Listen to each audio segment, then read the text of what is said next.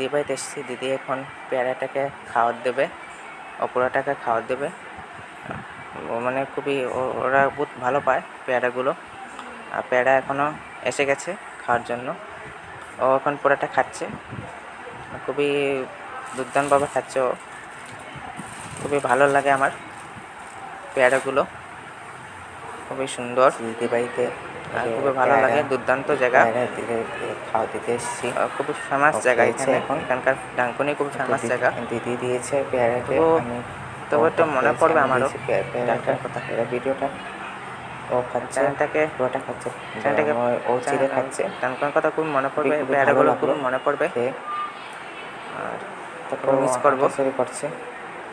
তবে আসবো, আমিও বন্ধুরা ঘুরতে আসবো। এখনও চলছে।